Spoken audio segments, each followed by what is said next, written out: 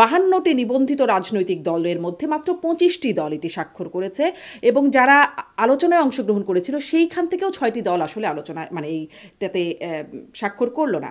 তাহলে এই জাতীয় ঐক্যে ভেজাল আছে, এরকম একটা প্রশ্ন পরে আসবে না?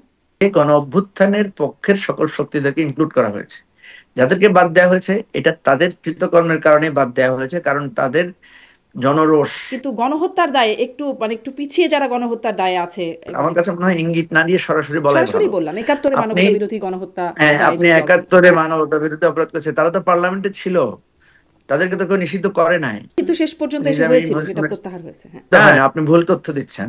তাদেরকে মানবতা বিরোধী অপরাধের জন্য নিষিদ্ধ করা হয় নাই, তাদেরকে স্বাধীনতা যুদ্ধের অপরাধের জন্য নিষিদ্ধ করা হয় নাই। আপনি একটা অপরাধ করেছেন 10 বছর আগে, আপনার সাথে সেই 10 বছরের পরে আপনি নিষিদ্ধ ছিলেন। জামাত কিন্তু একটা লম্বা সময় নিষিদ্ধ ছিল, তারপরে সে আবার যখন সিদ্ধ হলো তখন আপনি তার সাথে রাজনীতি করলেন, সবকিছু করলেন। 10 বছর আপনি পরে বলেন যদি আওয়ামী লীগ আসে কোনোভাবে এসে যদি আবার সিদ্ধ হয়ে যায়। নিষিদ্ধকে চ্যালেঞ্জ করেছে কেউ কোর্টে গিয়ে? আপনি করেন না কেন? আপনি একটা চ্যালেঞ্জ করেন, চ্যালেঞ্জ করুন। আদালতে নাকি এখন করেছে ভয় কেউ? পায়, হবে আইনজীবীরা বলেন সেই কথা একদম। আপনি আদালতের ভিতরে মানুষকে মেরেছেন, আপনি আদালত থেকে লোক তুলে নিয়ে গুম করেছেন, সে লোককে পাওয়া গেছে ইন্ডিয়ায়। তা আপনার এই জন্য তো ভয়। একটা লোককে দেখেছেন আপনার পরিচিত আওয়ামী লীগের লোক যে বলেছে যে ভুল হয়েছে? বলেন, একটা না, নাম বলেন। আপনি যাদের কথা বলছেন মঞ্চ না, না, না, 71, ওদের একদম কথা বলেন। অভ্যুত্থানের সম্মুখ সারিতে যারা নেতৃত্বে ছিলেন, এনসিপির নেতাদের কথা বলছি, তারা থাকলেন না। এমনকি আসিফ মাহমুদ, মাহফুজ আলম উপদেষ্টা দুজন যারা আসলে ওই অভ্যুত্থানের নেতৃত্ব হিসেবে এই সরকারের মধ্যে ছিলেন, তারাও ছিলেন না এটাতে। যার যার ইগো নিয়ে এসে পড়ে থাকুক, ইলেকশন কার দরকার, তাহলে সরকার কন্টিনিউ করুক, অসুবিধা কি? সমাধান এটাই যে এই সরকার কন্টিনিউ করুক। না কেন, ইলেকশন যদি না হয় তাহলে কি আপনি বসবেন ক্ষমতায়? নিশ্চয়ই না। ক্ষমতায় তো কেউ একজন থাকতে হবে। প্রশ্ন হবে লাগামহীন, জানতে চাই, জানাতে চাই এই সময়ের পালস অফ পলিটিক্স। জুলাই সনদ জুলাই স্বাক্ষর হবার কথা থাকলেও আগস্ট সেপ্টেম্বর পেরিয়ে অবশেষে অক্টোবরে এসে স্বাক্ষর হলো এই সনদ, যাকে আল্লাহর রহমত আখ্যায়িত করে প্রধান উপদেষ্টা বলছেন সমস্ত জাতি, সমস্ত রাজনৈতিক নেতারা একসঙ্গে হয়ে স্বাক্ষর করেছেন এই সনদ। যদিও সংখ্যার বিবেচনায় দেখা যায় নিবন্ধিত 52টি দলের মধ্যে স্বাক্ষর করেছে অর্ধেকেরও কম 25টি দল। জুলাই অভ্যুত্থানে সম্মুখ নেতাদের দল এনসিপি বর্জন করেছে এই আয়োজন। জুলাই যোদ্ধাদের বাধার মুখে পড়লে তাদের পিটিয়ে তাড়িয়ে তবেই শুরু করা সম্ভব হয় এই আয়োজন, যাকে প্রধান উপদেষ্টা বলছেন বর্বরতা থেকে সভ্যতায় উত্তরণ। প্রধান উপদেষ্টার ভাষায় গা শিউরে ওঠা এই অবাক কাণ্ডে আসলে কি ঘটলো আর কি অর্জন হলো, এই আলোচনায় স্বপ্নধারা নিবেদিত পালস অফ পলিটিক্সে আমার আজকের অতিথি এবি পার্টির চেয়ারম্যান মুজিবুর রহমান মঞ্জু। জনাব মুজিবুর রহমান মঞ্জু, আপনাকে স্বাগত জানাচ্ছি পালস অফ পলিটিক্সে আমার আজকের আয়োজনে। আপনার কাছে নিশ্চয়ই শুরু করব জুলাই সনদ। সেই জুলাই সনদ যেটি জুলাই স্বাক্ষর হবার কথা ছিল, আচ্ছা সেটি জুলাই হলো না, আগস্ট, তারপর সেপ্টেম্বর গিয়ে অক্টোবরে অবশেষে স্বাক্ষর হলো। সেখানে যেটি দেখলাম যে এনসিপি সহ বাম দল 6টি দল মোট স্বাক্ষর করলো না, যারা আলোচনায় অংশ নিয়েছিল। তারপরে দেখলাম স্বাক্ষরের আগে জামাতও একটা গাইগুই করলো, বিএনপিও বলল যে স্বাক্ষর করব কিনা সেটি গণমাধ্যমকে অপেক্ষা করতে হবে পরের দিন পর্যন্ত, আগের দিন বললো এই কথা। সবারই মধ্যে একটা দ্বিধা, একটা দ্বন্দ্ব স্বাক্ষর করা নিয়েছিল। আপনারা কি সন্তুষ্ট হয়ে স্বাক্ষর করলেন? আপনারা স্বাক্ষর করেছেন, পুরোপুরি সন্তুষ্ট, প্রক্রিয়া সবকিছু নিয়ে সন্তুষ্ট হয়ে স্বাক্ষর করলেন? হ্যাঁ শারমিন, প্রথম কথা হচ্ছে আমরা আসলে কিসে স্বাক্ষর করলাম? আমরা কিন্তু একটা অঙ্গীকারে স্বাক্ষর করেছি এবং সেই অঙ্গীকারটা হচ্ছে 7টা অঙ্গীকারে 7টা পয়েন্ট আছে। একটা কথা হচ্ছে যে এই জুলাই যে সনদটা আমরা তৈরি করেছি, এটা আমরা যদি ক্ষমতায় যাই বা পার্লামেন্টে যাই তাহলে আমরা এটা বাস্তবায়ন করব। দ্বিতীয় হচ্ছে যে এই জুলাই সনদের প্রত্যেকটা অঙ্গীকার আমরা রক্ষা করব এবং এই জুলাই যে অভ্যুত্থানটা হয়েছে এই অভ্যুত্থানটাকে আমরা কখনো আইনগতভাবে চ্যালেঞ্জ করব না এবং এই জুলাই অভ্যুত্থানে যারা আহত হয়েছেন, নিহত হয়েছেন, তাদের দেখভাল করা এবং তাদের দায় দায়িত্ব এবং তাদের যে বিচার, এই বিচার প্রক্রিয়া আমরা অবশ্যই এটা আমরা বিচার করব। এই ধরনের বেশ কয়েকটা তারপরে মানে অঙ্গীকার, আসলে এই অঙ্গীকার আমরা স্বাক্ষর করেছি। এখন প্রথম কথা হলো যে জুলাই সনদে যা যা আছে সেটার সাথে আমরা একমত কিনা। আমরা তো টোটাল জুলাই সনদে যে 84টা পয়েন্ট আছে, 84টা পয়েন্টের সাথে বেশিরভাগ ক্ষেত্রেই দেখা গেছে আমরা একমত হয়েছি। কিছু কিছু জায়গায় দেখা গেল বিএনপি নোট অফ ডিসেন্ট দিয়েছে। আরো দুই একটা দল আছে যারা বিএনপির দেখা দেখি, তারাও নোট অফ ডিসেন্ট দিয়েছে। আর পাঁচ দল যেটা আপনি, আর চার দল যেটা বললেন যে বাম আহ, অনুরাগী চারটা দল, তারা কিছু কিছু জায়গায় একটা বা দুইটা জায়গায় তারা নোট ডিসেন্ট দিয়েছে। কারণ আমাদের আলোচনা ছিল যে এই নোট অফ ডিসেন্ট গুলো যারা দিয়েছেন সেইটার বাস্তবায়নটা কিভাবে হবে। এই নোট অফ ডিসেন্টটা কি কার্যকর থাকবে, নাকি এই নোট অফ ডিসেন্ট সহ আমরা পাশ করব। তো নোট অফ ডিসেন্ট যেখানে দেওয়া হয়েছে সেখানে বলা হয়েছে যে এটা স্ব দল তারা যদি ম্যান্ডেট পায় তাহলে তারা সেটার ব্যাপারে তাদের ওই নোট অফ ডিসেন্টটা কার্যকর হবে।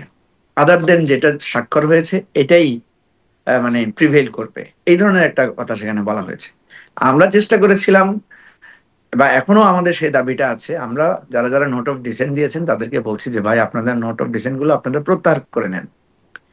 তা আমরা যেভাবে দেখি বিষয়টাকে, যে জুলাই সনদ অ্যাজ এ হোল এটা একটা আমাদের অনেক কষ্টের, অনেক ঐকমত্যের একটা দলিল, এবং এর বেশিরভাগ অংশের সাথে আমরা সবাই একমত হয়েই স্বাক্ষর করেছি এবং এটার একটা অঙ্গীকার করেছি যে এটাকে আমরা আগামী দিনের রাজনীতির একটা বিরাট মাইল ফলক হিসেবে আমরা দেখছি। তো সুতরাং এখানে আমরা মনে করি যে জিনিসটা আমরা এত কষ্ট করে তৈরি করেছি, যে জিনিসটার জন্য আমরা এত শ্রম দিয়েছি, সেই জিনিসটা বাস্তবায়নের অঙ্গীকারে আমি কেন স্বাক্ষর করব না, এটা হচ্ছে আমাদের চাওয়া।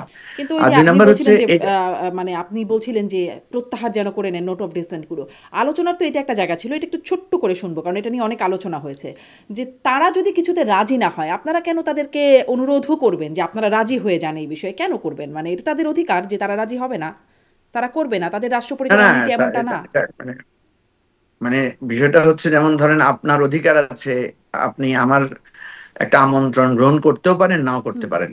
না, আমি আপনাকে আমন্ত্রণ জানাচ্ছি যে না আপনি আমার আমন্ত্রণটা গ্রহণ করেন। আমরা যেহেতু মনে করছি যে যে কয়েকটা জায়গায়, যেমন ধরেন একটা বড় জায়গায় যেটা আমরা চেয়েছিলাম যে এটাতে যদি বিএনপি একমত হয়ে যায় তাহলে আমরা অন্যান্য জায়গাগুলোতে আমরা প্রয়োজনে আর ওনাদেরকে বেশি মানে অনুরোধ করব না।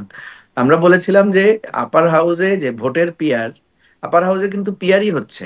হুম। হ্যাঁ, কিন্তু বিএনপি যেটাকে সাপোর্ট করছে সেটা হচ্ছে সিটের ভিত্তিতে পিয়ার।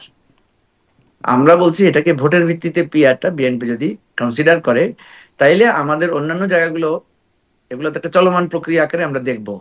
ঠিক আছে। তো আমরা খুব কিছুটা হতাশ হয়েছি, যে আমরা আশাবাদী ছিলাম যে বিএনপি একটা পর্যায়ে গিয়ে এটা হয়তো তারা মেনে নেবে। তো এটা তারা মানেন নাই। এটা এখনো আমরা আমরা এই জন্য আমরা বলতেই থাকবো, ওনারাও যদি না মানেন, এটা আমি মনে করি যে এটা একটা আমাদের রাজনৈতিক কমিটমেন্ট। কারণ আপার হাউস যদি মানে ভোটের ভিত্তিতে পিয়ার না হয় তাহলে আপার হাউসটা অ্যাকচুয়ালি এই আর কোনো আপার হাউস লোয়ার কার্যকারিতা হাউস থাকে মানে না। আলোচনাগুলো আপনারা করছেন খুব গুরুত্ব সহকারে করছেন, দীর্ঘদিন ধরে করছেন, সাধারণ মানুষের মাথার উপর দিয়ে যাচ্ছে অনেক ক্ষেত্রে। আমি একটু এটাও ছোট করে, কারণ এটাও আসলে আপনারা বলেন সবসময় আলোচনা ছোট করে যদি বলেন, এই আপার হাউস লোয়ার হাউস এটা কি এই যে নির্বাচন 26-এ হতে যাচ্ছে ফেব্রুয়ারিতে, সে তখন বাস্তবায়ন হবে, কবে বাস্তবায়ন হবে এটি?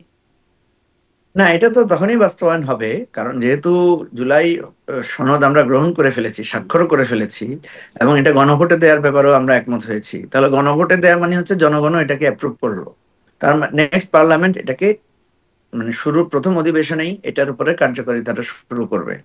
তো আপার হাউস লোয়ার হাউস বলতে যেটা আপনি যেটা বললেন, যে আমি মনে করি যে এটা এখানে আবার নতুন করে বলার প্রসঙ্গ না। আমাদের পার্লামেন্ট হচ্ছে এক কক্ষ বিশিষ্ট।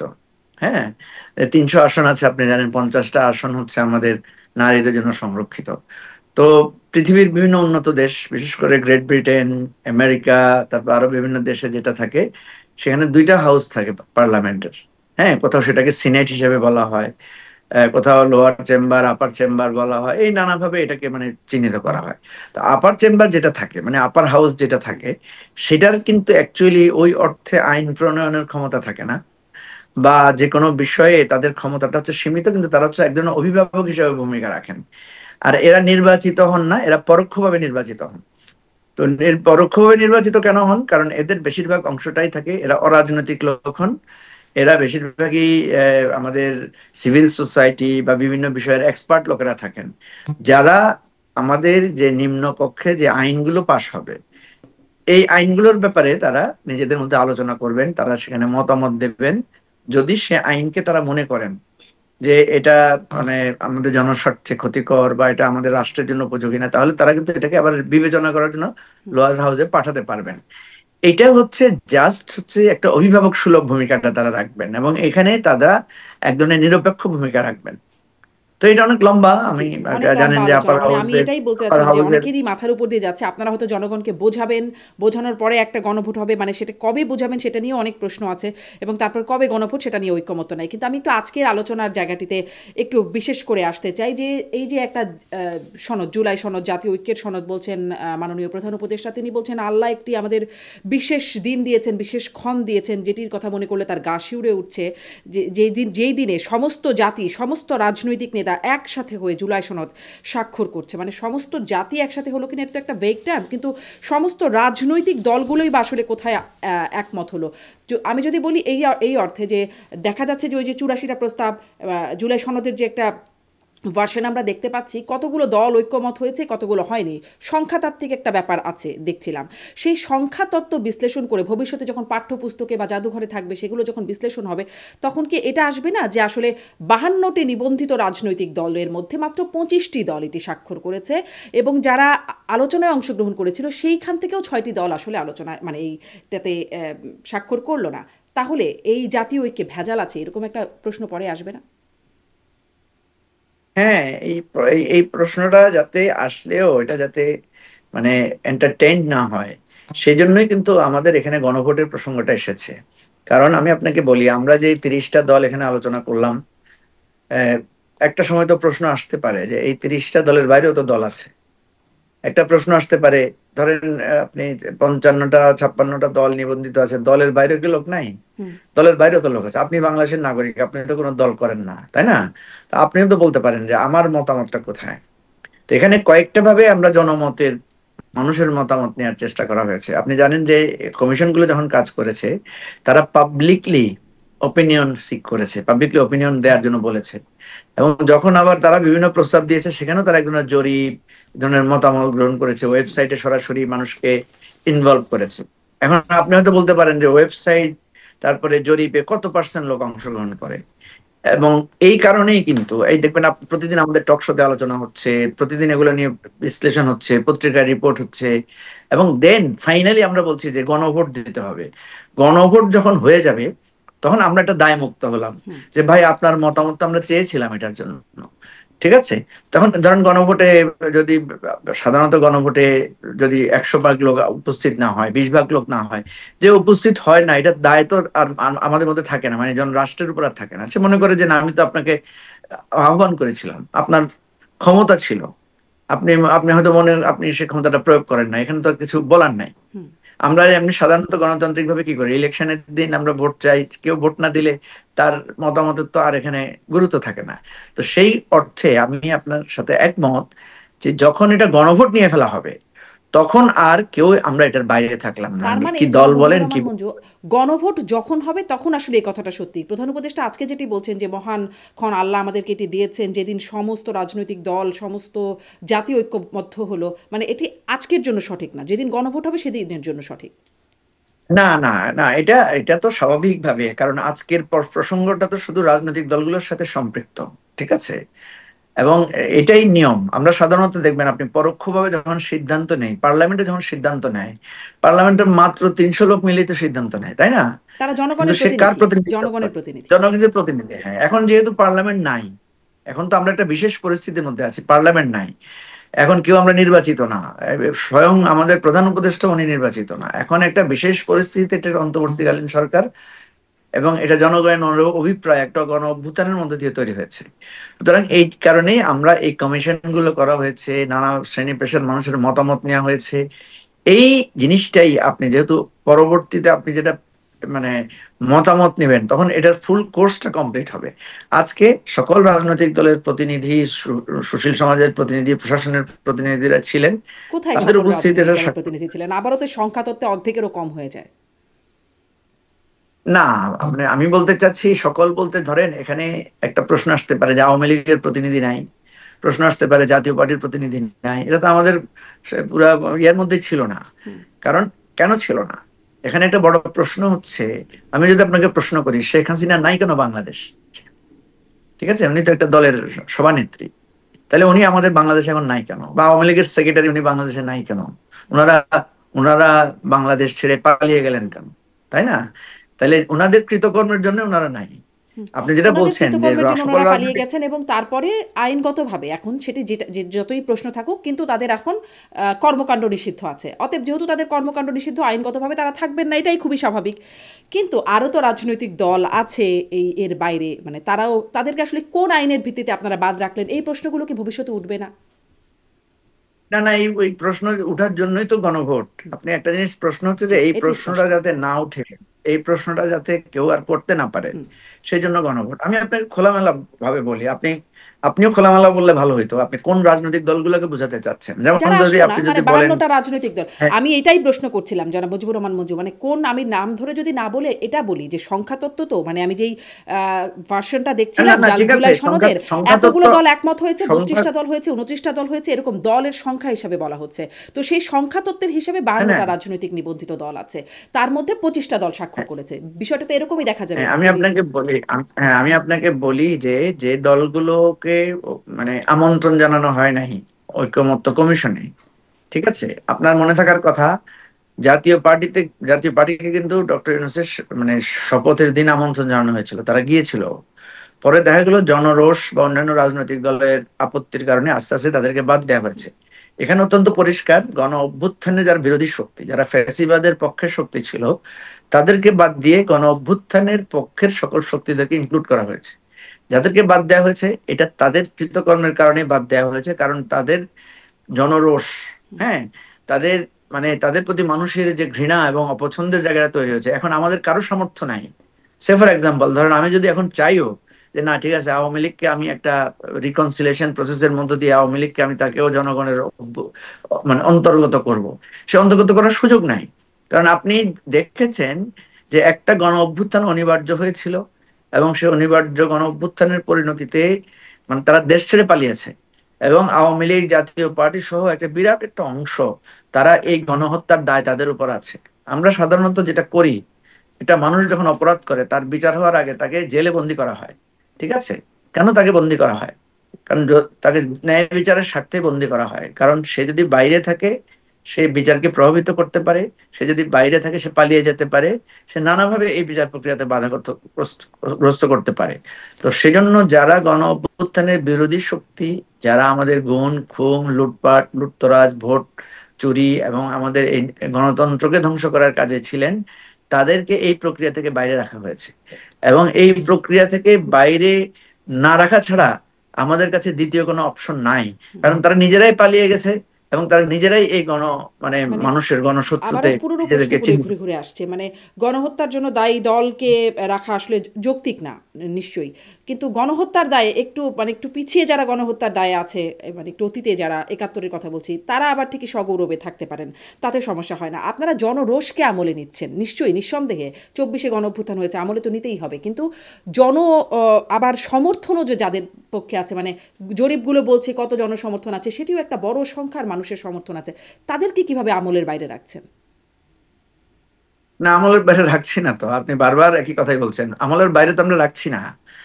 আমরা প্র্যাকটিক্যাল প্রবলেমটা বুঝেন। এই যে আপনি এখন ইঙ্গিত দিয়ে বললেন না গণহত্যা, আমার কাছে মনে হয় ইঙ্গিত না দিয়ে সরাসরি বলাই সরাসরি ভালো। বললাম, 71-এ আপনি, মানবতা বিরোধী গণহত্যা হ্যাঁ, দায়ে আপনি যে দলটি। 71-এ মানবতা বিরুদ্ধে অপরাধ করেছে, তারা তো পার্লামেন্টে ছিল, তাদেরকে তো কেউ নিষিদ্ধ করে নাই।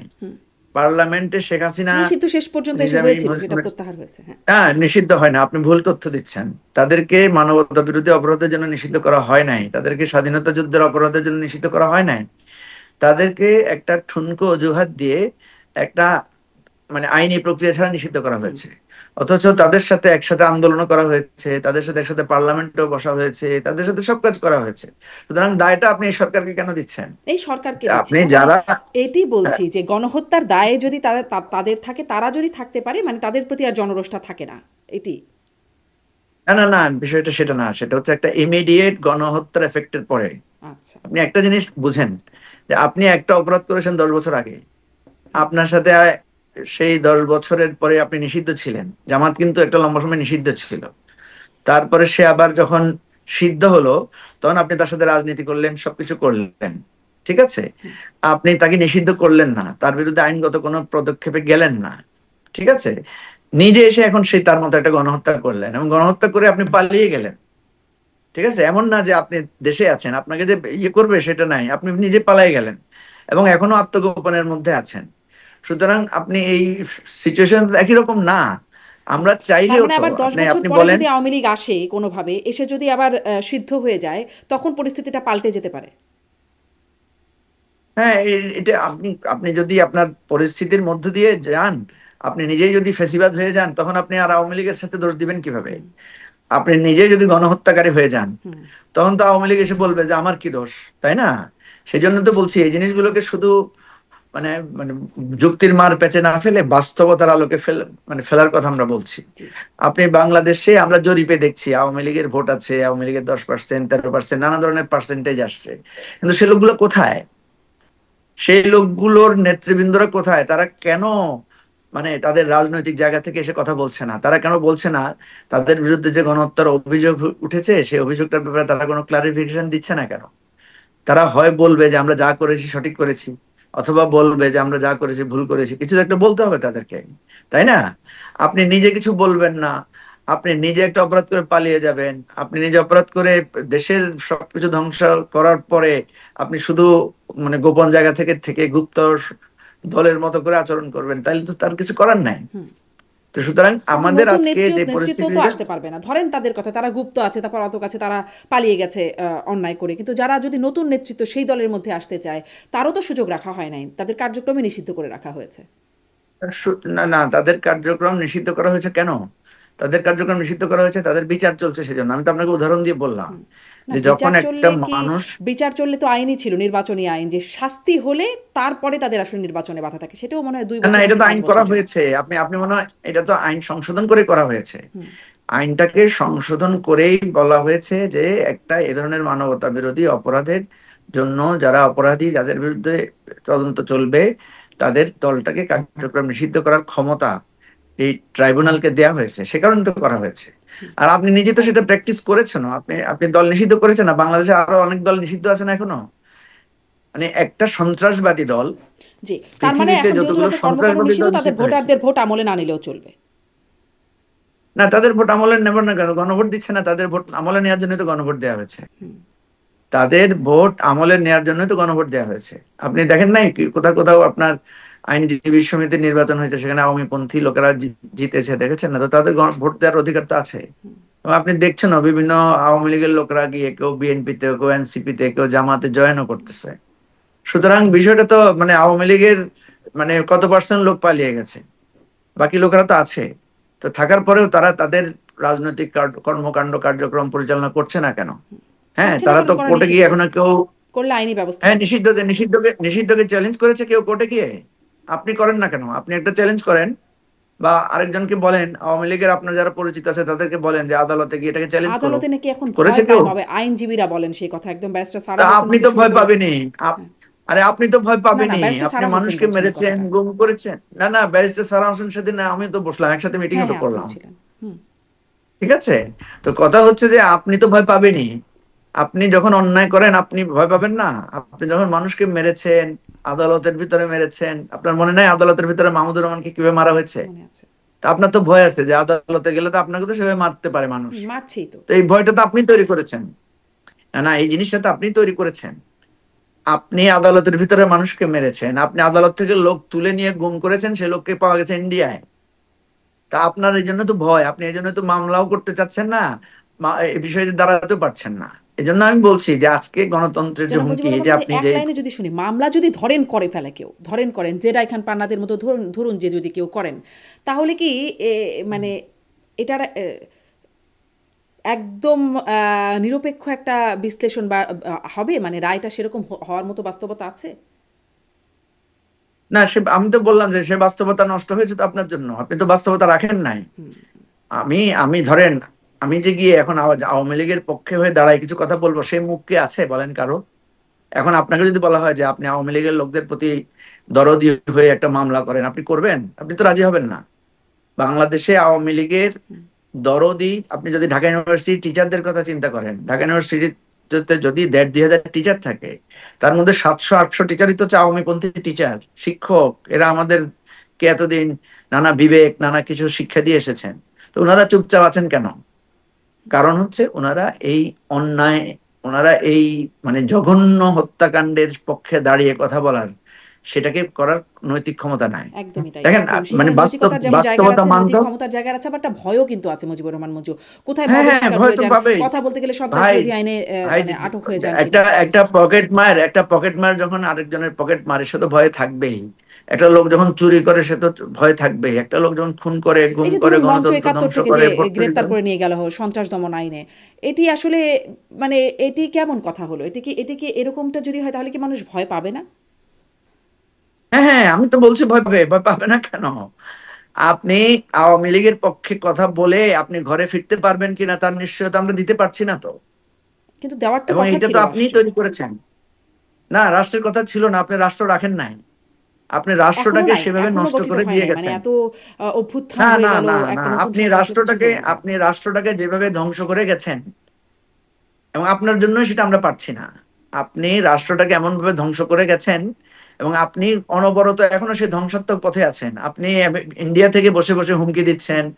আপনার লোকেরা ফেসবুকে বলছে যে আর কয়েকদিন আছে, খেয়ে নাও, আসতেছি, ধরবো, মারবো। আপনি নিজে মবের হুমকি দিচ্ছেন যে মানে তোমরা খায়া টায়া নাও, তারপরে দেখো আমরা আসলে তোমাদেরকে কি করি। আপনি নিজে সারাক্ষণ মবের হুমকি দিচ্ছেন, এবং হুমকি দিচ্ছেন বলে আপনার উপর মবের ঝুঁকিটাও আপনার উপর তৈরি হয়ে আছে।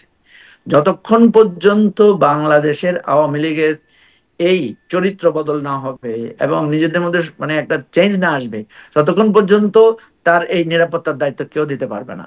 আওয়ামী লীগের লোকদের নিরাপত্তার দায়িত্ব আওয়ামী লীগের লোকদেরকেই তৈরি করতে হবে। এটা হচ্ছে বাস্তব কথা, সত্য কথা। আমি আপনাকে বাস্তব অভিজ্ঞতা থেকে বলছি। মানে কারণ আইনের আমাদের শাসন কিছু না, চোর পরিচিত। যদি ভালো হয়ে যায় তাহলে সব ঠিক হয়ে যাবে, আইনের কোনো ব্যাপার নাই। না, আইনের ব্যাপার আছে তো মানে অবশ্যই। আইনের আইনের প্রোটেকশন ব্যাপার আছে যে কোথায়? আইন আপনি মানবে। বলছেন আওয়ামী লীগ ভালো হলে তাহলে সব ঠিক হবে, মানে আওয়ামী লীগ ভালো হবে না, ধরুন না আওয়ামী লীগ একটা চোর দল, আইনের ডাকাত প্রোটেকশন দল। আছে তো। আপনি তো আইনের প্রোটেকশন নিচ্ছেন না তো ভাই। আপনি ইন্ডিয়া যাই বসে রয়েছেন, আপনার বিরুদ্ধে মামলা হয়েছে, আপনি আইনের কিন্তু প্রোটেকশন নেবেন যারা না? এসে দেশে, আমি আত্মসমর্পণ বলছি না করবেন না? মঞ্চ ৭১, তাদেরকে গ্রেপ্তার না করে না না, নিয়ে আসুক। আপনি মঞ্চ ৭১-কে আর হাসিনাকে আলাদা করছেন কেন? আমি তো আলাদা করছি না। আপনি মঞ্চ ৭১ আর হাসিনাকে আলাদা করতে পারবেন না তো। কারণ মঞ্চ ৭১-এ যিনি এসেছিলেন উনি আওয়ামী লীগের সময়ে বিনা ভোটে নির্বাচিত ছিলেন। বহিষ্কৃত মানে হয়েছেন, চোরের নাম্বার ওয়ান ছিলেন। হ্যাঁ বহিষ্কৃতও হয়েছেন। হ্যাঁ, বহিষ্কৃত তো হয়েছেন, কোনো সমস্যা নাই, কিন্তু চুরির দায়ে বহিষ্কার হয়েছেন। আপনাকে আরো একবার মানে চুরির দায়ে বন্দী করা দরকার। শুনেন, মানে এই সমস্ত কায়দা কানুন করে কথা বলে তো লাভ নাই। বাস্তবতা হচ্ছে আপনি নিজের গর্ত করেছেন, সেই গর্তে এখন আপনি হাবুডুবু খাচ্ছেন। এটা থেকে বাঁচানোর, আপনাকেই বাঁচার পথ তৈরি করতে হবে। আপনাকে বাঁচানোর আমরা কিছু করতে পারবো না, হুম। কারণ আপনি আমাদের সেই মুখটা রাখেন নাই। আমরা আপনাকে বলেছিলাম যে এইভাবে মাইরেন না, আমরা আপনাকে আচ্ছা, বলছিলাম ভোট স্পষ্ট মানে চুরি করেন আওয়ামী না। লীগ ভালো হলে আমরা তবেই একটা আপনাকে সঠিক আমরা আপনাকে জায়গায় আসা সম্ভব। আমরা আপনাকে বলছিলাম যে দেখেন, পৃথিবীতে সব জায়গায় রিকনসিলিয়েশনটা এভাবে হয়।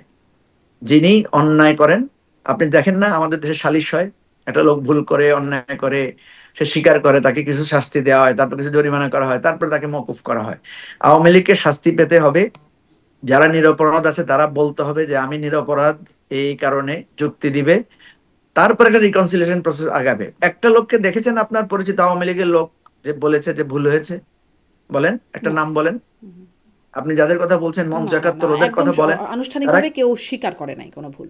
হ্যাঁ, কেউ কি এসে বলেছে যে ভাই শেখ হাসিনা যেটা করেছে খুব অন্যায় করেছে, শেখ হাসিনা 3টা নির্বাচন চুরি করে করেছে, এটা আমাদের অধিকার নষ্ট করেছে, বলেছে কেউ? তা আপনি কেমনে আশা করেন, আপনি কিভাবে আশা করেন যে আপনি আমার আইনের শাসন থেকে সবকিছু ধ্বংস করে দিবেন, আর দায় সব আমার উপর, যে না, আপনাকে না, আবার দায় আপনি দায় কিছু নিশ্চয়, দায় আমি নিতে আসলে হবে না? বলছিলাম আইনের শাসন যদি প্রতিষ্ঠিত হয় তাহলে সেটি সকলের জন্য সমানভাবে প্রতিষ্ঠিত আইনে হওয়ার কথা। আইনের শাসন প্রতিষ্ঠিত করার জন্য আমরা বলছি যে সংস্কার করতে হবে। আইনের শাসন প্রতিষ্ঠিত করার জন্যই আমরা বলছি সুপ্রিম কোর্টকে স্বাধীনতা দিতে হবে। আপনি তো সুপ্রিম কোর্টকে স্বাধীনতা দেন না, দলীয় বানিয়েছেন। অতএব আর এখনো এখন আবার স্বাধীনতা সেটা আপনি তার কাছে এসে প্রতিষ্ঠিত ভাবেই থাকবে, মানে ধ্বংসস্তূপেই আমরা আছি।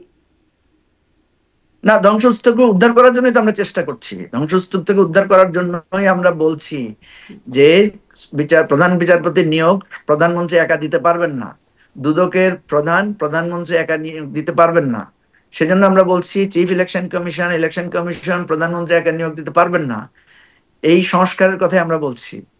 আমরা বলছি প্রধানমন্ত্রী একাধিক ক্রমে বা আলাদা করে হোক 10 বছরের বেশি ক্ষমতা থাকতে পারবেন না। আপনি যেটা বলছেন এই সংস্কারের জন্যই তো আমরা হাত দিয়েছি, সেটার জন্য আজকে জুলাই সনদটা স্বাক্ষরিত এটির হয়েছে। বাস্তবায়নে আবার সেই গণভোটের জায়গায় আছে। আমি একটু আবারও আজকের বক্তব্যে আসি। প্রধান উপদেষ্টা বলছেন ওই যে ঐতিহাসিক বলছেন, জাতীয় ঐক্যকে বলছেন অবাক কাণ্ড, সারা দেশ দেখলো, সমস্ত রাজনৈতিক দলগুলো চমৎকারভাবে আলাপ করলো। কিন্তু এই যে অবাক কাণ্ড বলছেন যাকে, সমস্ত রাজনৈতিক দলগুলো কিন্তু যেই জুলাই মানে অভ্যুত্থানের সম্মুখ সারিতে যারা নেতৃত্বে ছিলেন, এনসিপির নেতাদের কথা বলছি, তারা থাকলেন না। যারা আসলে প্রধান উপদেষ্টাকে যাদেরকে নিয়োগকারী হিসেবে আখ্যা দেন, তারা এই জুলাই অভ্যুত্থানের নেতৃত্ব দানকারী দল হিসেবেই তারা প্রধান তিনটি দলের একটি দল হিসেবে সবসময় গণ্য হচ্ছেন। সেই প্রধান তিনটি দলের একটি দল থাকলো না। এবং এমনকি আসিফ মাহমুদ, মাহফুজ আলম উপদেষ্টা দুজন, যারা আসলে ওই অভ্যুত্থানের নেতৃত্ব হিসেবে এই সরকারের মধ্যে ছিলেন, তারাও ছিলেন না এটাতে। এটি আসলে অবাক কাণ্ড মনে হলো না? যে মানে প্রধান উপদেষ্টা অবাক কাণ্ড বলছেন, এটি অবাক কাণ্ড? না, মাহফুজ আলম আর আসিফ মাহমুদ ছিলেন, এই তথ্যটা আপনার সঠিক না। ওনারা ছিলেন, আমি ওনারা দেখছিলাম এসেছিলেন। পত্রিকা, আমি মানে ক্যামেরাতেও দেখতে পাইনি তাদেরকে, বা পত্রিকাতেও দেখলাম, যুগান্তরের কেবলই দেখছিলাম যে যাই ছিলেন হোক, না আপনি তারা। আপনি আপনি আরেকবার চেক করলে পাবেন যে তারা ছিলেন, একটু দেরিতে এসেছেন, কারণ হয়তো আজকে হিউজ ট্রাফিক ছিল, আমরা কেউই সঠিক সময়ে গিয়ে উপস্থিত হতে পারি নাই। আপনি যেটা বললেন যে একটা দল উপস্থিত হয় নাই, দেখেন আজকের অনুষ্ঠান ছিল সনদ স্বাক্ষর। সনদ তো আগেই ফাইনাল হয়ে গেছে, হুম। সনদ চূড়ান্ত হয়েছে আগে, এবং সেই সনদ চূড়ান্ত হওয়ার ব্যাপারে আমরা সবাই একমত হয়েছি with few note of dissent. ঠিক আছে, এরপরে আমাদেরকে জুলাই মানে ঐকমত্য কমিশন থেকে জানতে চাওয়া হয়েছে আপনারা সনদে কারা কারা স্বাক্ষর করবেন, নাম পাঠান। আমরা সবাই নাম পাঠিয়েছি এবং এনসিপি থেকেও নাম পাঠানো হয়েছে।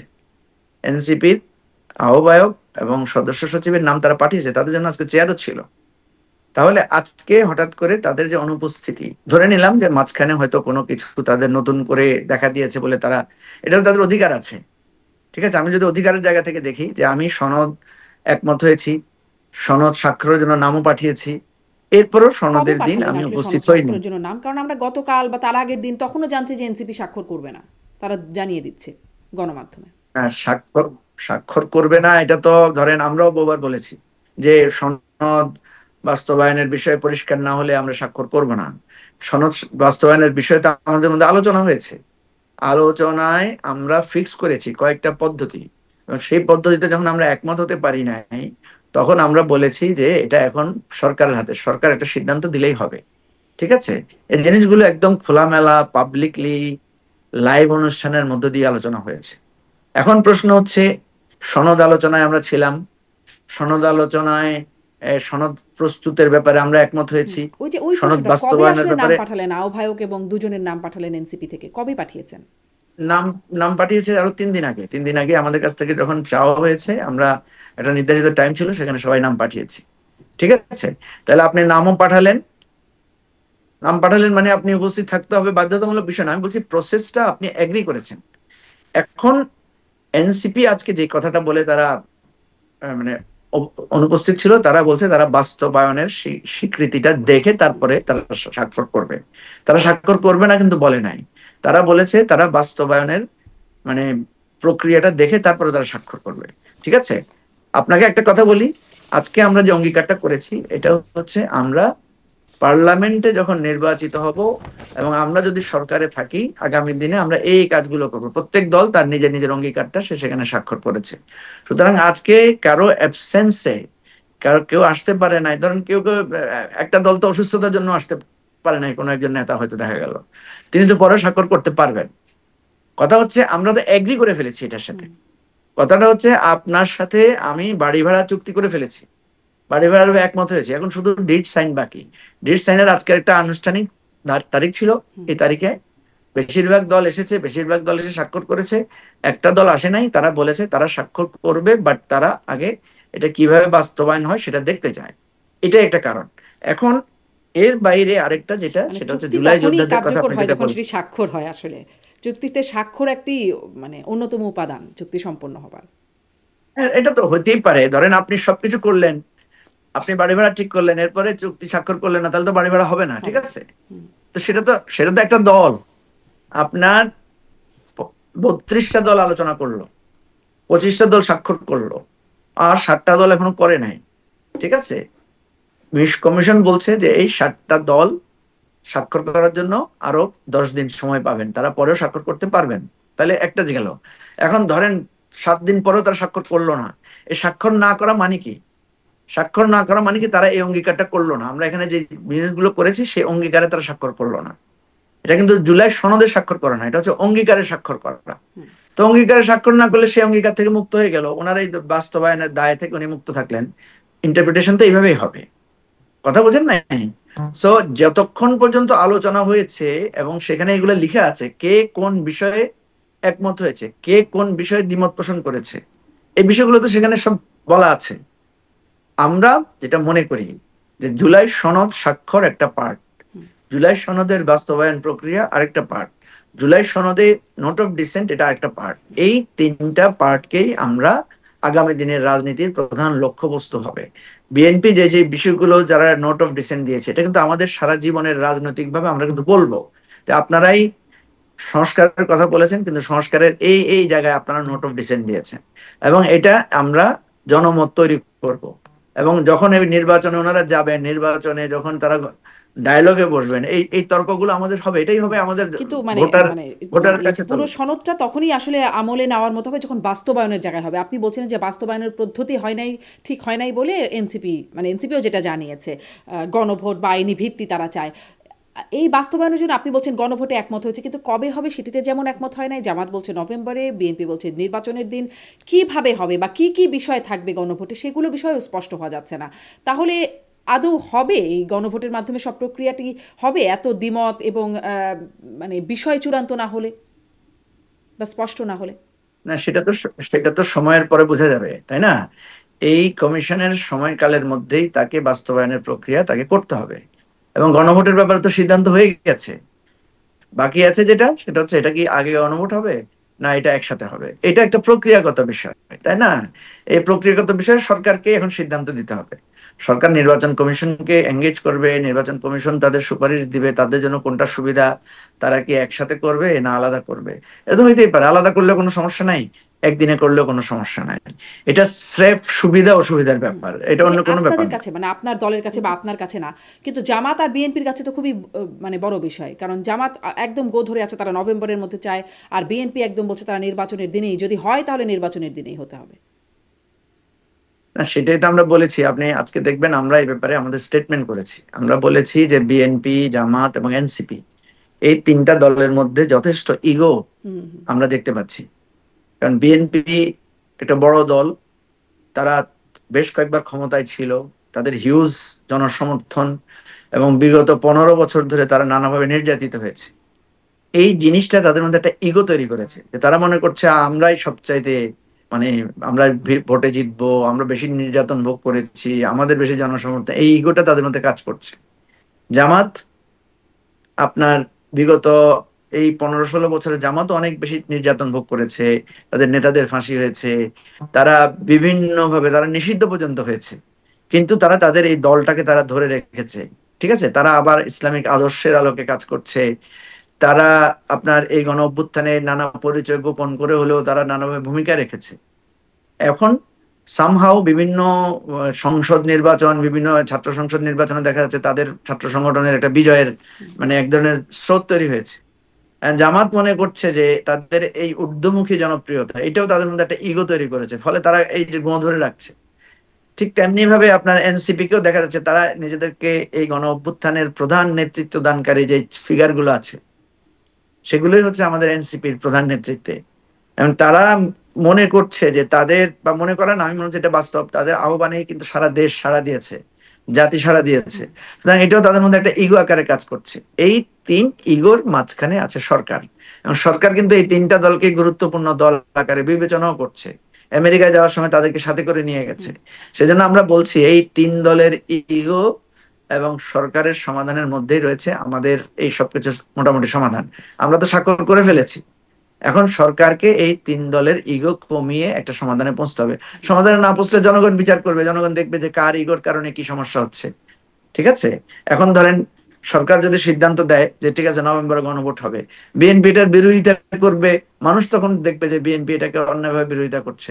আবার সরকার যদি সিদ্ধান্ত নেয় যে না একই সাথে ভোট হবে, কারণ আমাদের এই সুবিধার কারণে আমরা একসাথে করব, তখন যদি জামাত কোনো প্রতিবন্ধকতা সৃষ্টি করে, তখন জনগণ চিন্তা করবে যে ঘটনা কি, আপনার গণভোট তো হচ্ছে, আপনার প্রতিবন্ধকতা করছেন কেন? সুতরাং এটাকেই আমরা একটা রাজনৈতিক সমর্থন এবং মানুষের বিচার বিশ্লেষণের জায়গায় আমরা রাখতে চাই। আমরা অনুরোধ করছি বারবার যে আপনারা তিনটা দল, আপনাদের যথেষ্ট এক একজনের এক এক দিক থেকে অনেক অবদান আছে, আপনারা ইগোটা ত্যাগ করেন। আমরা অনেক সমাধানের কাছাকাছি চলে আসছি, একদম তীরের কাছাকাছি আসছে। সুতরাং এটাও আমি মনে করি সরকার চাইলে এটা সমাধান করা সম্ভব। সরকার চাইলে সমাধান, কিন্তু ইগো যদি না কাটে তাহলে সমাধান হয়েও আবার শেষ পর্যন্ত ওই যে তরি হয়তো ডুববে। হ্যাঁ, ইগো না কাটলে সমাধান আছে তো। শেখ হাসিনার ইগো কাটে নাই, সমাধান হয়েছে না। সুতরাং ইগো না কাটলে সমাধানও আছে। ধরেন যার যার গো ধরে বসে থাকলো তাহলে কি হবে? ইগো না থাকলে জনগণ ফয়সালা করবে, জনগণ আবার নেমে আসবে, গণ অভ্যুত্থান হবে। গণ অভ্যুত্থান তো শুধু শেখ হাসিনার বিরুদ্ধে হবে বিষয়টা তো এমন কোনো কোথায় লেখা নাই। জনগণ যখন দেখবে যে তোমাদের ইগোর কারণে, দেখেন শেখ হাসিনা তার ইগোর কারণেই কিন্তু সে একের পর এক ভুল করেছে এবং সেই ভুলের মাসুল তাকে খুব চড়াভাবে দিতে হয়েছে। তো মানুষ তো একটা সময় পর্যন্ত দেখবে, ঠিক আছে, যে তোমরা এতদিন ধরে আলোচনা করলা, 85টা 84টা বিষয়ে সিদ্ধান্ত নিলা, কিছু বিষয়ে দ্বিমত করলা, তারপর গণভোটের ব্যাপারে একমত হলা, এখন এসে আগে হবে না পরে হবে নিয়ে তোমরা এত ইয়ে করছো। তখন সেটাকে, এবং সরকার যদি একটা সিদ্ধান্ত দিয়ে দেয়, এরপরে যদি কেউ না মানে, তখন জনগণই সেটা ফয়সালা করবে। এবং আমরা তো জনগণকে বলেছি যে আপনারা এই বিষয়গুলো অবজার্ভ করেন। এবং আমি যুক্ত হচ্ছে যারা মুজিবুর রহমান মঞ্জু, ওই যে তাওয়া গরমের বিষয়টা, জামাত আবার তাওয়াও গরম করছে এখন। মানে গরম হতে হতে সেই গরম চুলায় গিয়ে কি অবস্থায় গিয়ে পড়বে সেটা তো একটা চিন্তার বিষয়ই বটে বলে মনে হয়। তার মানে আবারও একটা অস্থিরতা, আবারও একটা গণ অভ্যুত্থানের শঙ্কা আমাদের মানে মনে রাখতেই হবে। হ্যাঁ, তা তো রাখতেই হবে। আপনি আপনি আইন মানবেন না, আপনি মানুষের রায় শুনবেন না, আপনি ইগো নিয়ে পড়ে থাকবেন।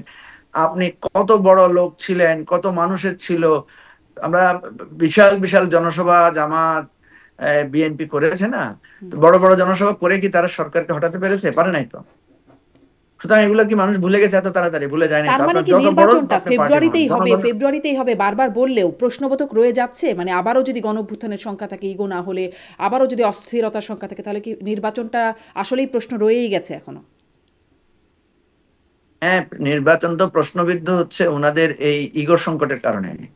ওনারা যদি নির্বাচন চান তাহলে ইগো কমিয়ে ইলেকশনে চলে যাবেন, তাড়াতাড়ি একটা সিদ্ধান্তে পৌঁছে যাবেন। এখন তো আমরা খুব কাছাকাছি চলে আসছি। এখন হচ্ছে গণভোটটা কবে হবে, নভেম্বরে হবে না একসাথে হবে, বাস এটা একটা ফয়সালা হয়ে গেল তো হয়ে গেল। আরেকটা হচ্ছে বাস্তবায়নের প্রক্রিয়া কি, এটা কি আদেশের মাধ্যমে হবে না অধ্যাদেশের মাধ্যমে হবে, ব্যাস এটা একটা সেটেল করে ফেললেই তো হয়ে গেল। তারপরে পার্লামেন্ট ইলেকশন শুনতে তো খুব সহজ মনে হচ্ছে, কিন্তু এখানে এসে আটকে যাচ্ছে এত রাজনৈতিক দলগুলো, এত দিনের আলোচনায় শেষ হচ্ছে না। অতএব খুব যে সহজ তা আসলে মনে হচ্ছে না। কিন্তু আবার এনসিপি বলে রেখেছে এই জুলাই সনদের ভিত্তিতেই নির্বাচনে যেতে হবে, এবং আর সাথে আরো যুক্ত হয়েছে একটা শাপলার ঘাপলা, যদি শাপলা না পায় তাহলে নাকি নির্বাচনে যাবে না। মানে এই তো ঘাপলাগুলো বা ভেজালগুলো রয়েই যাচ্ছে। তাহলে আপনার কি মনে হয় ফেব্রুয়ারিতে নির্বাচন হবে? প্রধান উপদেষ্টা বলছেন কথার কথা না, নির্বাচন হবেই ফেব্রুয়ারিতে, হবে তো? হ্যাঁ, নির্বাচন তো হবে। নির্বাচন হওয়ার ব্যাপারে তো আমি এখানে বাধা দেখি না। আমি কারণ আমি দেখি শাপলা, এই তো ধরেন ইগো দিয়ে এনসিপি ইগো দেখি ইলেকশনে আসলো না, সমস্যা কি? জামাত ইগো দেখিয়ে ইলেকশনে আসলো না, অসুবিধা কি? বিএনপি ইগো দেখিয়ে ইলেকশনে আসলো না, অসুবিধা কি? আমি তো কোনো সমস্যা দেখি না। বাংলাদেশে আপনার যার যার ইগো নিয়ে এসে পড়ে থাকুক, ইলেকশন কার দরকার, তাহলে সরকার কন্টিনিউ করুক, অসুবিধা কি? তারাই তো ইলেকশন চাচ্ছে। মানে সমাধান কি এটাই হবে যে সরকার কন্টিনিউ করুক? মানে সেই প্রধান উপদেষ্টা যদি বলেন 5 বছর, আপনি কি চাচ্ছেন? আপনি আসলে কি চাচ্ছেন? আপনি আসলে কি চাচ্ছেন? আপনি কি কি ভালো মনে করতেছেন? আপনি বলতেছেন ইলেকশন হবে না, আবার বলতেছেন ইলেকশনের সমাধান। আপনি আসলে বলতে চাচ্ছেন কি? আমি তো বলছি ইলেকশন ক্লিয়ার ডেট, মানে একটা টাইম ফিক্স করা হয়েছে। আমি আসলে ব্যক্তিগতভাবে আমি কিছু বলতে চাচ্ছি না, আমি আসলে এটাই বুঝতে চাচ্ছি অস্পষ্টতাগুলো যদি থেকে থাকে তাহলে সেখান থেকে আসলে কোথায় সমাধান? সমাধান এটাই যে এই সরকার কন্টিনিউ করুক, বা নির্বাচন যদি সত্যি ওই ওই ওই জায়গাগুলো যেগুলোর ক্ষেত্রে আপনি বাধা বলছেন ইগো। আরে ভাই, ইলেকশন যদি না হয়, আপনি আপনি একটা সহজ জিনিস বুঝছেন না কেন? ইলেকশন যদি না হয় তাহলে কি আপনি বসবেন ক্ষমতায়? নিশ্চয়ই না। ক্ষমতায় তো কেউ একজন থাকতে হবে। ইলেকশন না হলে যারা ক্ষমতা আছে তারাই থাকবে, এটাই তো কথা। আর যদি ইলেকশন হয় তাহলে ক্ষমতা বদল হবে। এখন যে ক্ষমতায় আছে সেই ইলেকশন দিচ্ছে, আমরা যারা ইলেকশন করতে চাচ্ছি, আমরা ইলেকশনের ব্যাপারে সবাই তো ইলেকশনের জন্য ক্যাম্পেইন শুরু করেছে। একটা ইগো, একটা ডিসিশনের জন্য এটা পথে আছে। এটা সমাধান না হলে যারা ইলেকশন দিচ্ছে তারা ইলেকশন করবে কিভাবে? আপনাকে তো ইলেকশনে যাইতে হবে, আপনি শাপলা ছাড়া ইলেকশনে যাবেন না, আপনি নভেম্বরে না হলে যাবেন না, তো ওই ওই ভদ্রলোক ইলেকশন দিবে কিভাবে আপনি না গেলে? কথা তো পরিষ্কার। আপনি তার মানে পথ নির্বাচন সরাবেন। বানচালের ষড়যন্ত্র বলে যে কথাটা প্রচলিত হয়ে আসছে বা বিভিন্ন আলোচনায়, টকশো বা বিভিন্ন আলোচনায় আসছে, সেটির একটা রূপ আছে, বাস্তবতা আছে। না, বাস্তবতা তো আপনি চোখেই দেখলেন, এতক্ষণ তো আপনি সেটাই এই জন্যই বলছি। আমি আরেকবার এক লাইনে সামারি নির্বা দিচ্ছিলাম। আমি আপনাকে আবারও বলছি, নির্বাচন ফেব্রুয়ারিতে। আপনি যেহেতু আরো ভালোভাবে বুঝতে চাচ্ছেন, আপনাকে ভালোভাবে বুঝাই বলি। নির্বাচন ফেব্রুয়ারিতে, সব দল নির্বাচনী প্রচারণায় নেমে গেছে। সবচেয়ে বেশি নির্বাচনের প্রচারণায় এগিয়ে আছে জামাত, তারপরে আছে বিএনপি, তারপরে অন্যান্য দল। আমরা নিজেরাও গতকালকে আমাদের 109 জনের প্রার্থী তালিকা, প্রাথমিক প্রার্থী তালিকা ঘোষণা করেছি, দেখেছেন না? হুম। তাহলে নির্বাচনের কার্যক্রম অলরেডি চলছে। নির্বাচন কমিশন নির্বাচনের প্রস্তুতিগত তৎপরতা শুরু করেছে। এখন প্রতিবন্ধকতা কোথায়? প্রতিবন্ধকতা তো নির্বাচনের সাথে কোনো কিছু প্রতিবন্ধক নাই। প্রতিবন্ধকতা হচ্ছে জুলাই সনদ বাস্তবায়নের আজকে একটা নর্ম আমরা ওভারকাম করে ফেলেছি, সেটা হচ্ছে জুলাই সনদের অঙ্গীকারে স্বাক্ষর করেছে। দেন হচ্ছে এই জুলাই সনদটা সরকার একটা আদেশ দিবে, তারপরে এটার ভিত্তিতে একটা গণভোট হবে, এবং গণভোট হওয়ার পরে আমরা ওই যে আপনি যে সংখ্যাগুলো বললেন যে কাউকে আনা হয়েছে না, কার মতামত নেওয়া হয়েছে কিনা, এই জায়গাটা একটা পরিষ্কার থাকবে। এবং নেক্সট পার্লামেন্ট তারা বাউন্ড হবে যে এই জুলাই সনদের ভিত্তিতে রাষ্ট্রটা পরিচালনা করার জন্য। এবং এই জুলাই সনদের ভিত্তিতেই 10 বছরের জন্য প্রধানমন্ত্রীর মেয়াদ ঠিক হবে। এই জুলাই সনদের ভিত্তিতে 70 অনুচ্ছেদ পার্লামেন্টে মানে কন্টিনিউ করা হবে, মানা হবে। এই জুলাই সনদের ভিত্তিতে সুপ্রিম কোর্টের লোয়ার ডিভিশন গুলো ডিস্ট্রিবিউট করা হবে। এই জুলাই সনদের ভিত্তিতেই মানে আমাদের পরবর্তী কার্যক্রমগুলো, যেমন প্রধানমন্ত্রী, লিডার অফ দ্য অপোজিশন, এরা পরামর্শ করে একটা কমিটির মধ্য দিয়ে নিয়োগগুলো হবে। এই দিস এন্ড দ্যাট যত টোটাল কার্যক্রমটা আছে। এখন আপনি ইলেকশনে আমরা দেখছি সবাই নেমে পড়েছে, সুতরাং আমি তো এখানে খুব বড় ধরনের কোনো ঘাপলা দেখি না। ওই যে ইগোর ঘাপলা যে দেখছেন ঘাপলাটা আছে, বললেন, ওই যে দেখছেন বললেন ইগো, যেটি এখনো কাটেনি। ও হ্যাঁ, সেই ইগো না কাটলে আবারও গণঅভ্যুত্থান সেই হতে পারে, সেই এই সরকার কন্টিনিউ করতে পারে। তার মধ্যে আছে তাওয়া গরম, শাপলার ঘাপলা, এই বিষয়গুলো আছে। মানে এই বিষয়গুলো যদি হুম, থাকে তাহলে এই সরকার কন্টিনিউ করতে পারে। মানে প্রধান উপদেষ্টা থেকে উপদেষ্টা যখন আগে যেরকম শুনতেন আরো 5 বছর, আর 10 বছর, 50 বছর, সেরকমও একটা সম্ভাবনার পথ খোলা আছে তার মানে। তো খোলা থাকবে না। আচ্ছা আচ্ছা। আপনি দরজা আপনি আপনি আমাকে ডানেও যেতে দিবেন না, বামেও যেতে দিবেন না, তো আপনি আবার বলতেছেন পথ খোলা আছে কিনা। এটা তো একটা একটা খুব মানে মানে বোকার মতো প্রশ্ন, তাই না? আপনার ইলেকশনে, এই সরকার ইলেকশনের ডেট দিয়ে দিয়েছে, তারিখ দিয়ে দিয়েছে, প্রস্তুতি শুরু করে দিয়েছে। এরপরে আপনি ইগো দিয়ে আপনি বাধা সৃষ্টি করলে তো আপনার পথ আর কিসের খোলা থাকবে বলেন?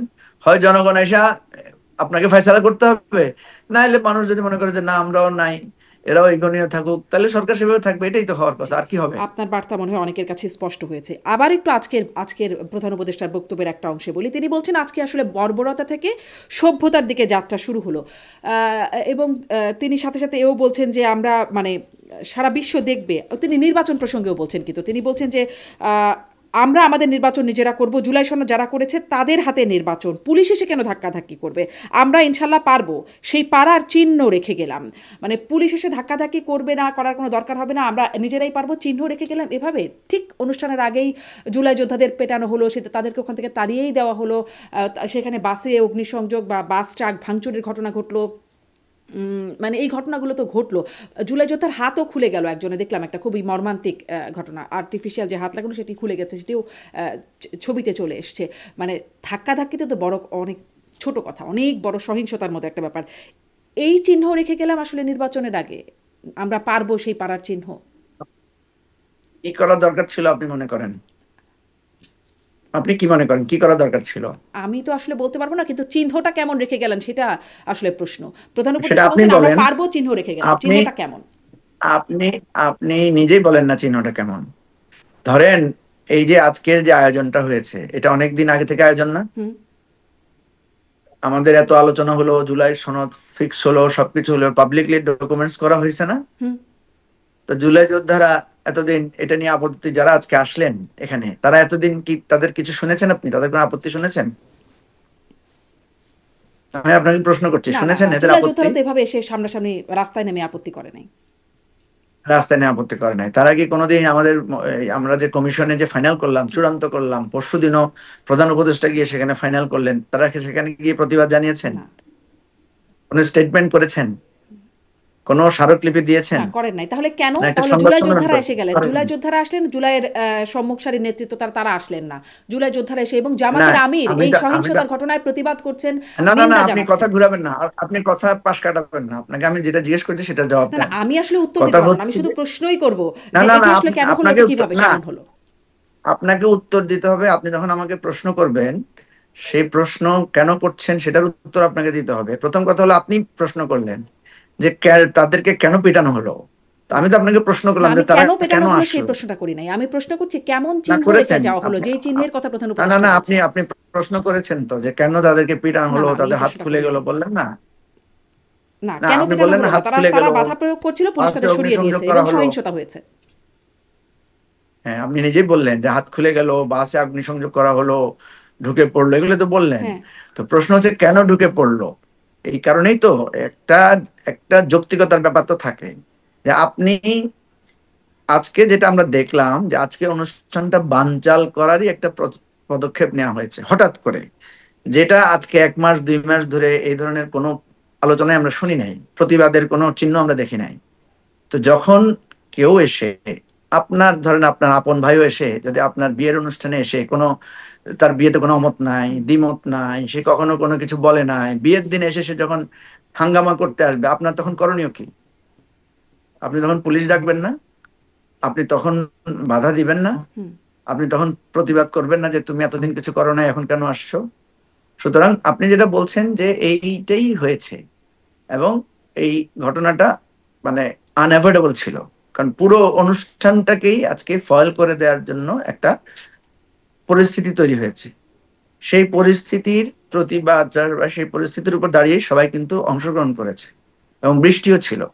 সুতরাং আপনি এটার সাথে ওইটাকে যদি মিলিয়ে ফেলেন, মানে তাহলে কি আপনি তাহলে বলছেন, হবে না। আমি জানি না, মানে ঘটনাটা যা দেখলাম সেই প্রেক্ষিতে প্রশ্ন করছি যে তাহলে কি তাদেরকে মানে সেভাবে পেটানোটা বা তাদের এটা জায়েজ ছিল, এটা সঠিকই হয়েছে?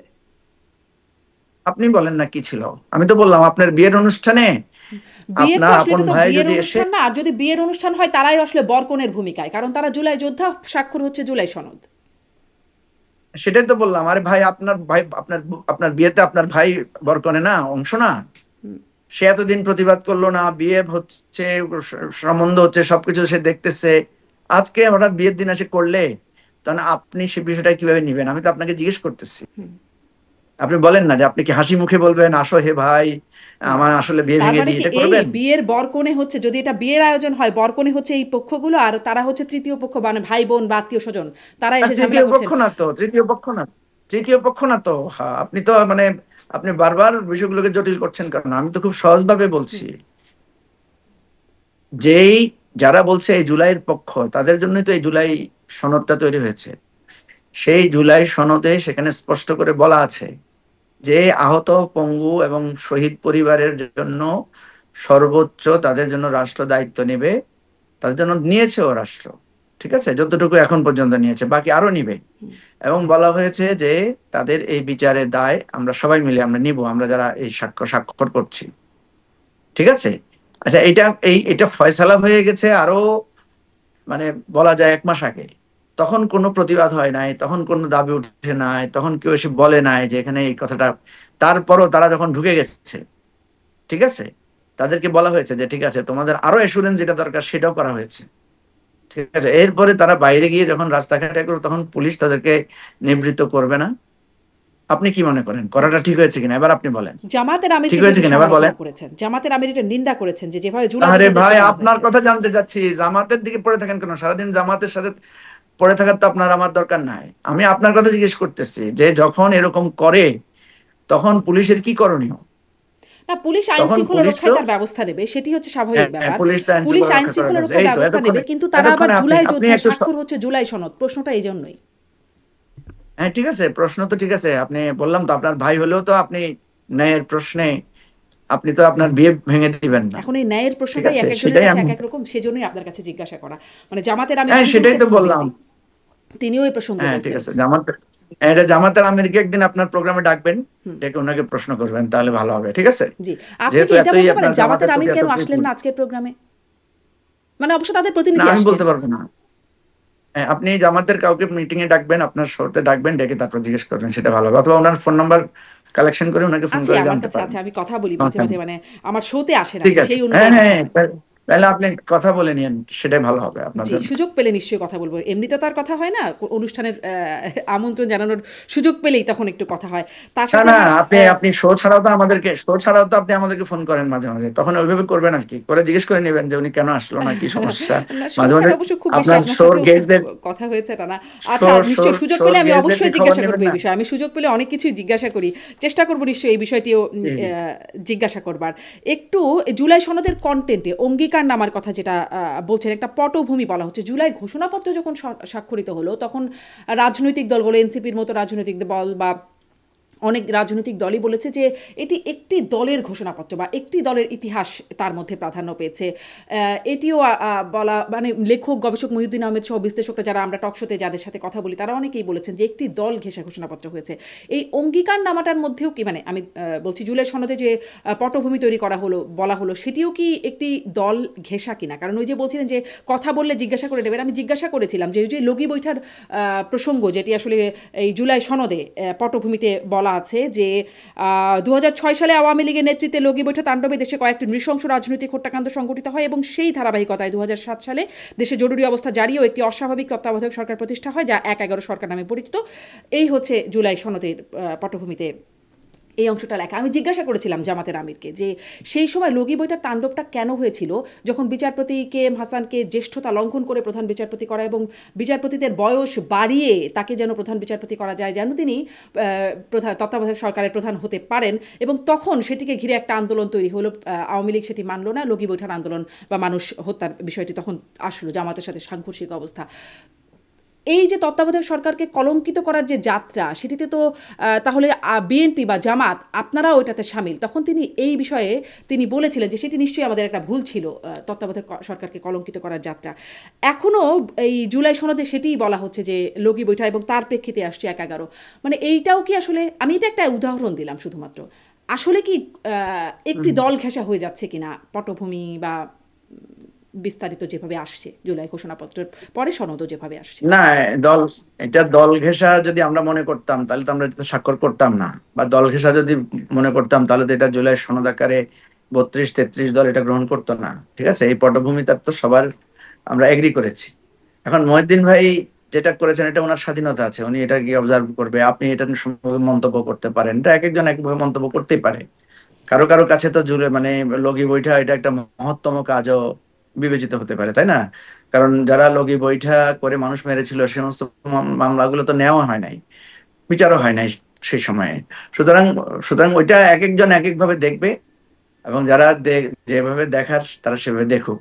কথা হচ্ছে আমরা এই 32-33টা দল মনে করি যে যেখানে যা কিছু সুন্দরভাবে এসেছে সেটাকে সবাই আমরা একমত হয়েছি। যেগুলোর ব্যাপারে সাংবিধানিক প্রশ্নে যে সমস্ত বিষয়ে নোট অফ ডিসেন্ট দেওয়া হয়েছে সেগুলো নিয়ে আমরা আলোচনা এখনো অব্যাহত রেখেছি।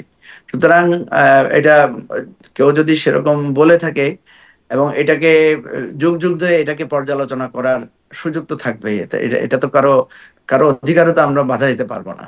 জি, সঠিক ইতিহাসই আপনারা একমত হয়েই তার মানে স্বাক্ষর করেছেন। আচ্ছা, এটি বুঝলাম। একটু এখানে আসি, প্রধান উপদেষ্টা আজকে বলছেন যে সারা বিশ্ব অবাক তাকিয়ে আছে আমাদের দিকে, আমাদের কাছে নাকি অনেক দরখাস্ত আসছে, তরুণ পাঠান, 26 সালে হাত জোর করে বলবেন তরুণ পাঠান, আমরা তরুণ না পাঠালে একরকম তারা বিশ্বের অন্যান্য দেশগুলো বিপদেই পড়ে যাচ্ছেন, এই একটা অবস্থা। কিন্তু কদিন আগেই বাংলাদেশের পররাষ্ট্র উপদেষ্টা তৌহিদ হোসেন তিনি বলছেন যে বাংলাদেশের জন্য ভিসা কঠিন হয়ে গেছে, ভিসা প্রত্যাখ্যানের হার বেড়েছে। তিনি বলছেন শিক্ষার্থীরা যারা কাজের জন্য বিদেশে যাচ্ছে তারা উদ্বিগ্ন, তিনি নিজেও তার উদ্বেগের কথা স্বীকার করছেন।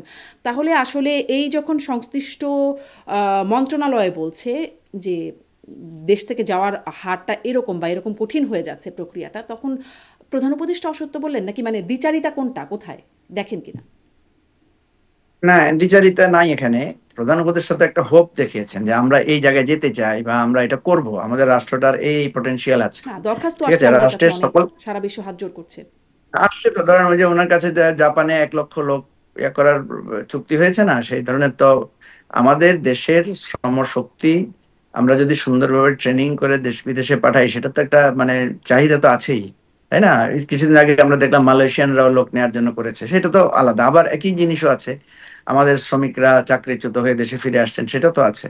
এখন কথা হচ্ছে, এটা তো কোনো ব্যক্তি বা মানে রাষ্ট্রের মানে প্রফেসর ইউনূসের সময়কালের বিষয় না। একটা হচ্ছে যে আমাদের আপনি তো জানেন যে জুলাই অভ্যুত্থানের সময় আপনার আন্দোলন করতে গিয়ে আমাদের বেশ কিছু শ্রমিকরা গ্রেফতার হয়েছেন, সেখানে তাদের শাস্তিও হয়েছে, তারা জেলও গিয়েছেন, দুবাইতে, হ্যাঁ, আরব আমিরাতে, আবার মালয়েশিয়ায়, বিভিন্ন জায়গায়, মানে ভূমধ্য সাগরে আমাদের শ্রমিকরা আটকা পড়ে নানা ধরনের মানে কঠিন জীবন হুম। তাদেরকে ভোগ করতে হচ্ছে। এটা তো আমাদের সামগ্রিক রাষ্ট্রের একটা চিত্র। হুম।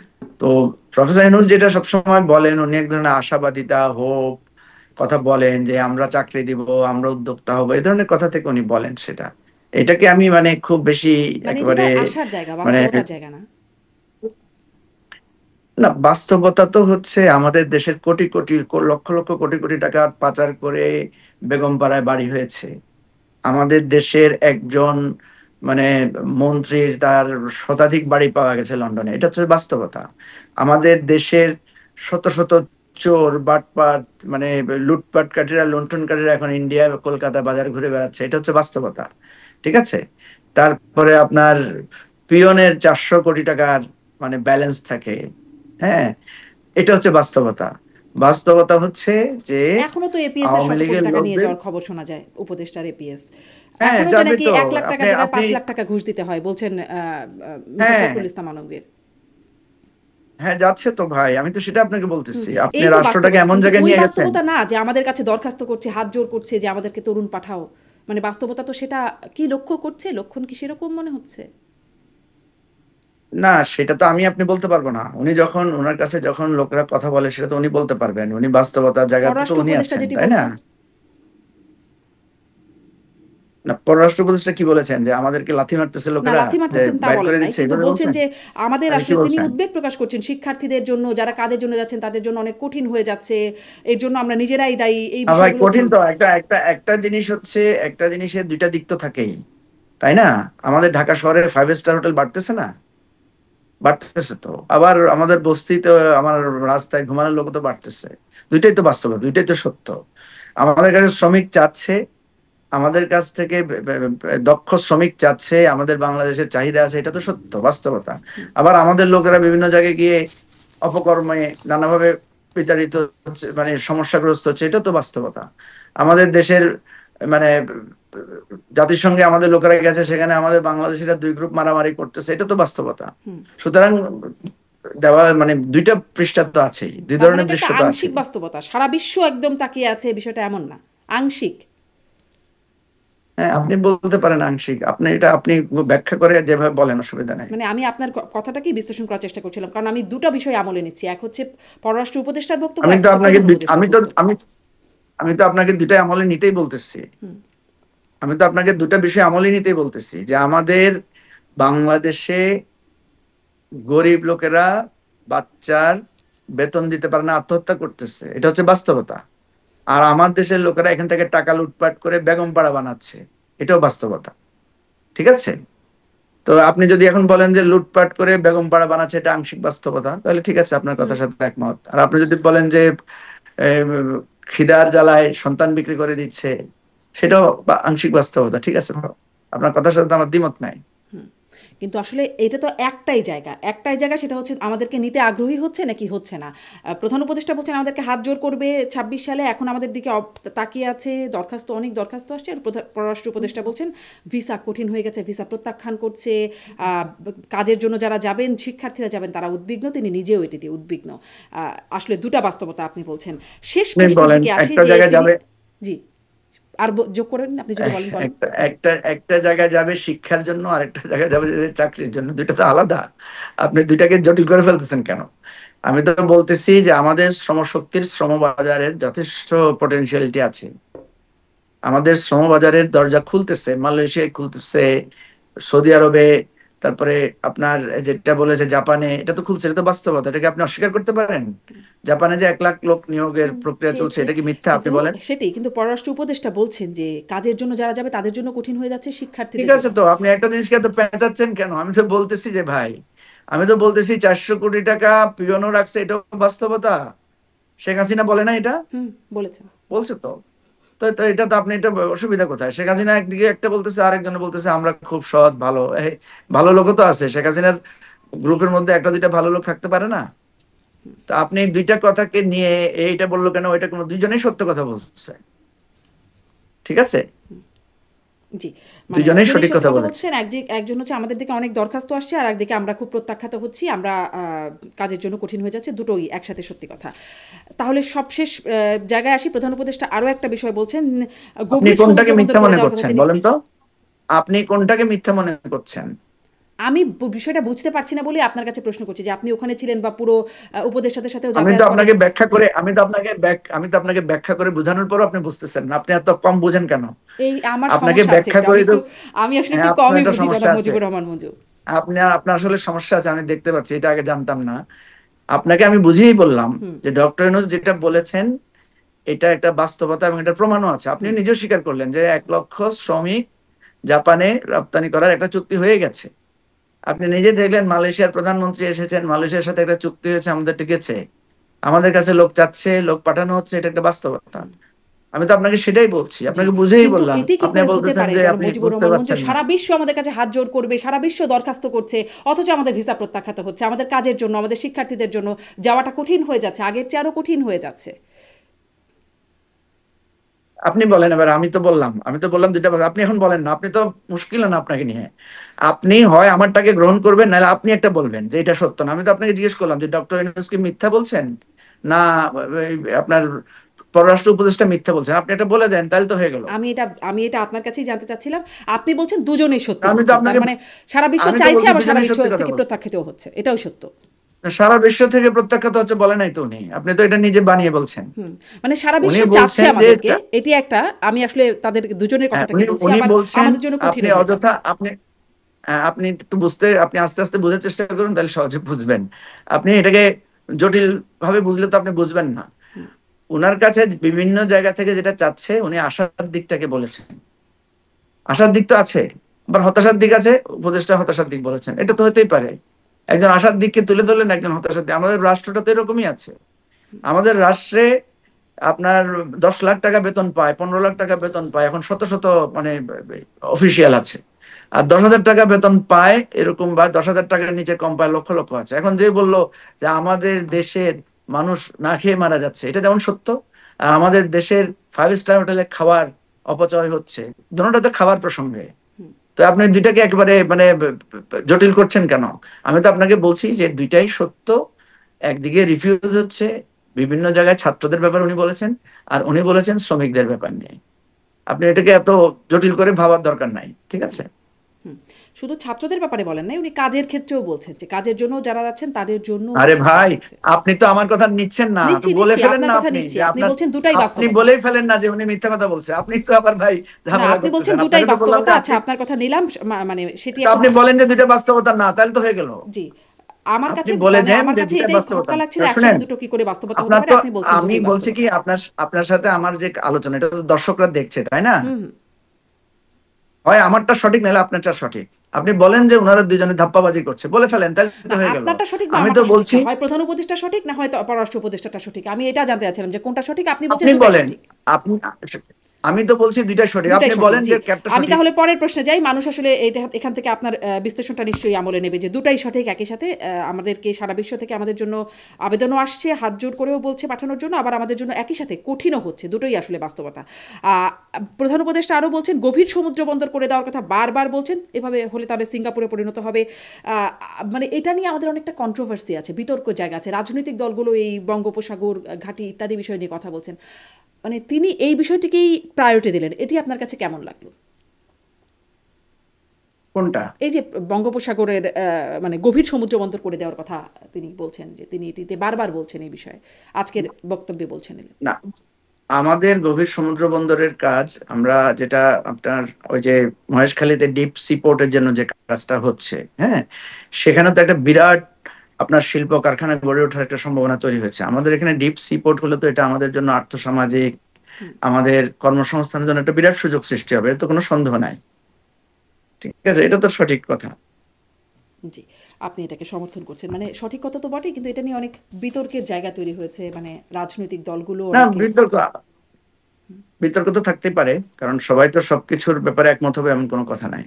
জি, অনেক ধন্যবাদ। দেখা যাক আসলে সামনে জুলাই সনদটা গণভোট, সেটি নিয়ে বিতর্কটা থাকেই। আপনি বলছিলেন যে ইগোর কথা, সেটিই থাকে নাকি আসলে ইগোকে কেটে সামনের দিকে আলোর পথে যাওয়া যায়, সেটি নিশ্চয়ই আমরা দেখব। নিশ্চয়ই সামনেও আপনাকে পাবো এই বিষয়গুলো নিয়ে কথা বলবার জন্য। অনেক ধন্যবাদ জনাব মুজিবুর রহমান মঞ্জু। জি জি, অনেক ধন্যবাদ, ভালো থাকবেন জি, শারমিন, থ্যাংক ইউ। আপনিও ভালো থাকবেন। অনেক ধন্যবাদ।